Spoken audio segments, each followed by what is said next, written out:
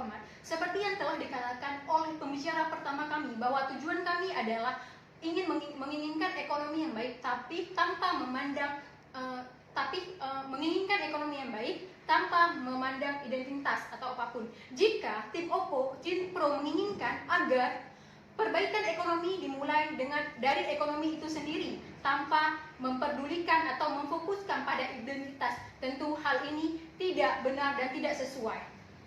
Baik, tim Pro telah mengatakan bahwa hampir semua permasalahan yang terkait identitas bermuara pada permasalahan ekonomi. Kami tidak meyakini hal ini, karena justru dilihat pada saat ini adalah orang-orang tidak memperdulikan ekonomi seseorang dalam mendiskriminasi kelompok tertentu.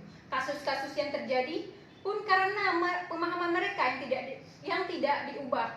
Jadi hal yang harus dilakukan adalah merubah stigma pandangan, yaitu dengan melakukan gerakan-gerakan yang memfokuskan pada identitas. Dengan merubahnya pandangan orang-orang terhadap identitas, hal ini malah akan membuat ekonomi kita menjadi lebih baik. Contohnya adalah kasus yang terjadi saat ini adalah di mana gerakan Black Lives Matter itu digempar-gemparkan oleh kelompok yang berkulit hitam. Maka ketika orang sedikit demi sedikit mulai menyadari bahwa tidak ada perbedaan identitas antara kulit hitam atau putih, maka stigma masyarakat mulai berubah, dan di sini yang terjadi adalah orang-orang yang berkulit hitam semakin berkembang ekonominya. Nah, saya akan membawakan satu argumen mengapa dengan memfokuskan gerakan-gerakan sosial daripada gerakan ekonomi itu lebih efektif untuk dilakukan. Pertama adalah orang-orang yang berbeda ras tetap didiskriminasi. Hal ini akan tetap terjadi jika kita harus memfokuskan pada ekonomi, tidak memandang pada identitas orang-orang tersebut. Dalam permasalahan kali ini, di mana kaum yang memiliki ras yang berbeda tetap didiskriminasi, kita bisa melihat bahwa orang-orang kaya yang berkulit hitam tetap didiskriminasi oleh orang-orang yang berkulit putih. Nah, berarti orang yang memiliki ekonomi yang baik atau mapan tidak akan terlepas dari diskriminasi tersebut.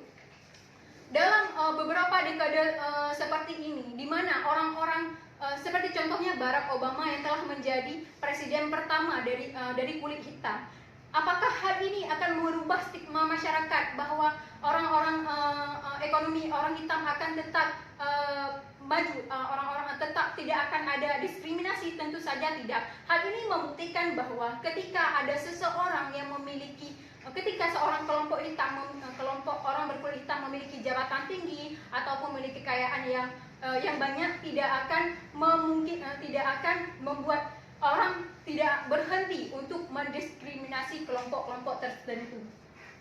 Contohnya adalah misalkan ketika kita menyekolahkan anak ke sebuah sekolah yang elit, namun hanya anak kita berkulit hitam dan di situ terdapat anak-anak berkulit putih. Anak kita merupakan orang yang memiliki ekonomi yang tinggi sehingga mampu menyekolahkan anak di situ. Apakah semua anak yang memiliki kulit putih di sekolah itu akan menyukai anak kita? Tentu saja hal ini tidak. Karena pada dasarnya stigma yang timbul pada masyarakat adalah seperti yang dikatakan pembicara pertama kami, orang kulit putih itu lebih baik, Dewan Juri yang terhormat. Kemudian poin yang kedua adalah permasalahan ekonomi bukan menjadi alasan untuk tidak mendiskriminasi orang-orang lainnya. Hal ini telah saya sedikit singgung pada poin saya yang pertama. Karena status quo pada saat ini adalah orang-orang kulit putih tetap rasis kepada orang-orang yang berkulit hitam, walaupun orang tersebut kaya, kemudian memiliki jabatan yang besar dan tinggi. Jadi, Dewan Juri yang terhormat, hal yang harus dilakukan adalah saat ini merubah stigma masyarakat dan membuat mereka berpikir bahwa identitas bukanlah hal yang harus dikesampingkan.